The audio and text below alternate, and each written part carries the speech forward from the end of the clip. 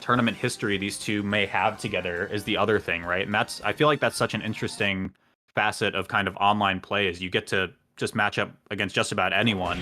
And as we speak, we're going to get right into our game one right here, Kuyashi versus Slowking on Battlefield. Yeah, so one of the things, I was speaking about how like I've been watching this matchup a lot, thinking about this matchup a lot. One of the things I feel like I've learned or really noticed is so much of this matchup is like played around Marth's shield and like what you do and do not do and kind of mix up in that space. And so I'm really interested to see Slowking's approach. That was fucking crazy. Sorry for swearing. I can't believe they chose for the up tilt there too and not to wait for a tipper. That was pretty surprising, and I'm honestly shocked that Kuyashi found the kill there, got on the board first. Was also going to notice, it was kind of, you mentioned the, kind of Marth playing around the shield, and I'm noticing Kuyashi really challenging Slowking a lot in the air.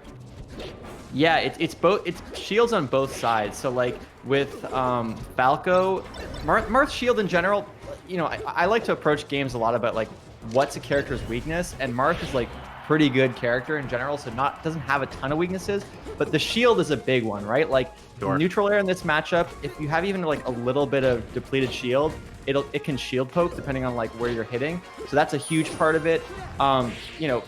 Marth's kind of range out of shield is also pretty weak compared to his range while out of shield. So it's just an interesting dynamic. It's something we definitely want to be watching out for. And will Slowking get the edge guard? Yes, he does. Yeah, opts for the Marth killer there, and as we were kind of going through that explanation of how we're kind of going to expect, I guess, the neutral to be working for these two, Kuyashi kind of going turbo a little bit.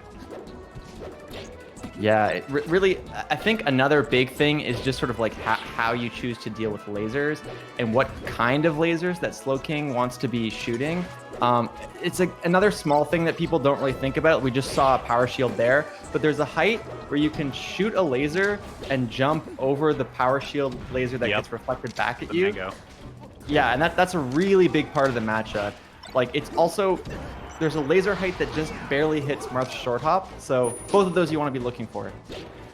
Yeah, I believe the lowest possible laser that Falco can do theoretically can't be Z power shielded. I don't know how much that the Z power shield has impacted, the Marth meta, considering just regular power shields has some kind of absurd like 8-frame window or something like that.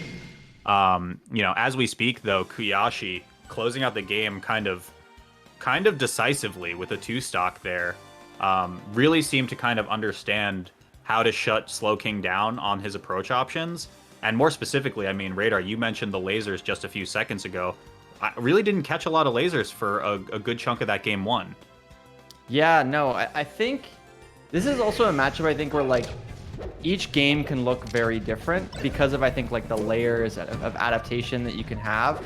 So it definitely, Kuyashi had a lot of control there, but on a smaller stage, we might see that kind of control or maybe sort of slowing down Falco's tempo, like not be as effective. You definitely want to see how that plays out. Sure, yeah. I think the smaller real estate may, as he gets tippered, but it may benefit Slowking in the sense that you don't need as many lasers to find openings. You can kind of get away with using it a bit sparingly and then just open the Marth up with combos. And maybe that's what Slowking's looking for in this game plan. I'm just going to beat you with punish, and that's just how this matchup's going to go. But Kuyashi's saying, no way.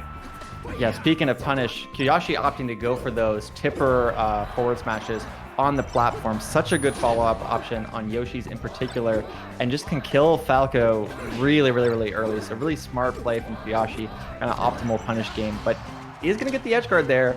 Wasn't really sure what they wanted to do on Randall, I guess, and kind of got caught slipping, for lack of a better word.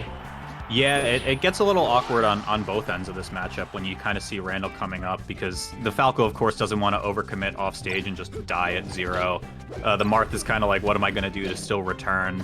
Slowking picks up the pieces, still down a full stock now, kind of with his work cut out for him, but let's see if he can equalize here.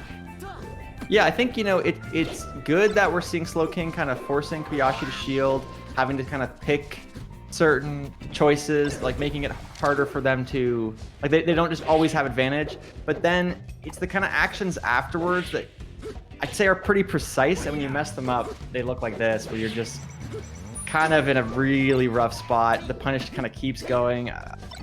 It's tough. Yeah, for sure. Hopefully even up the stock here. Oh, again. Yeah. All right, so I have to ask, if this game's going to come to a close soon, what are your thoughts on Randall? Because my Discord apparently got into a very heated debate about the legitimacy of Randall in esports. Great question. So Randall, I think, is the perfect example of a stage hazard that is like, it's on the edge, right? Like something like Shy Guys, they suck.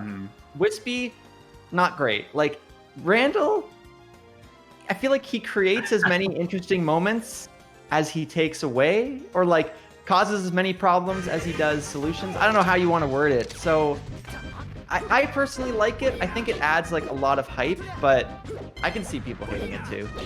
Sure. Yeah, we can continue this discussion as it comes up again on the stage. But Slowking changing the scenery from small to absolutely massive, and it's not really working out right now in this counterpick versus Kuyashi.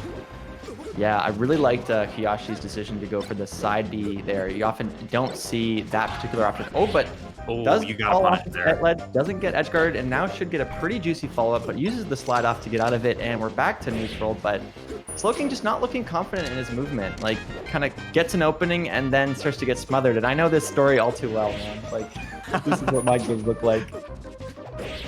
Really consistent with, being tricky on side platforms, going for edge cancels and stuff like that. But it just feels like Kuyashi's putting out so many threats at once that it doesn't even matter.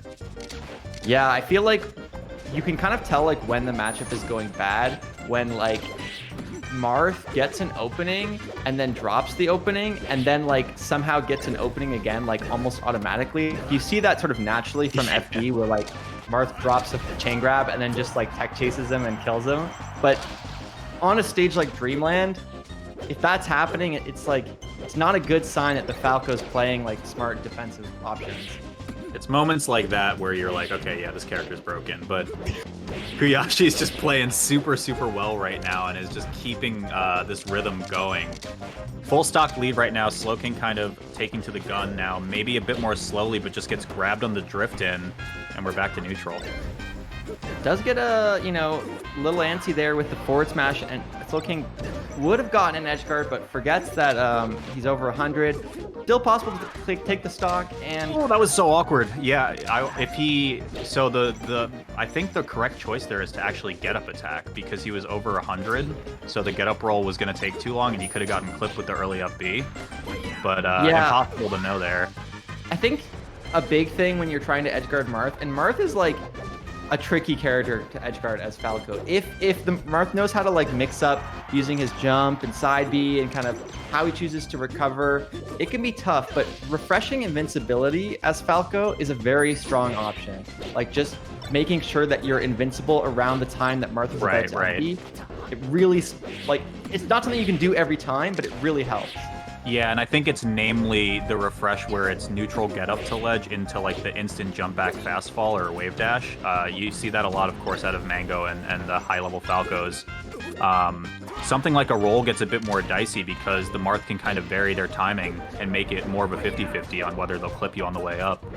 Well, even just like, up B, kind of stalling to get the ledge invincibility, like in that edgeguard sequence we just saw, if he had opted for the up B to refresh invincibility rather than rolling up, he would have been able to cover it. But like, if you miss the timing even a bit, Marth will up B into you and you'll die. So it's like, it's just one of those things that so characterizes this matchup of like difficult. Is that a laser reset? Standing laser reset.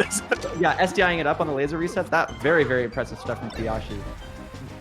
Yeah, I was gonna say too. Right before that laser reset too, Kuyashi barely missing the double jab off stage on Slowking, getting that short. This looks like it's gonna be the end though. Yeah.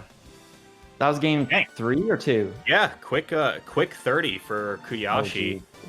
Moving on in our top 8 bracket, they will be participating against the winner of Ginger and J-Flex in winners finals for the Xanadu 404. So really good stuff to them. Slowking, not the end of their bracket just yet. They'll have another chance over in losers quarters. And I'm not sure what set we're going to be getting next, but we might find out who Slowking's opponent is soon. Yeah, I'm just taking a look at the bracket. Shame we don't get to commentate Faust's match. Faust, homie, nice guy, puff player. Hoping that he can turn this around on Pappy and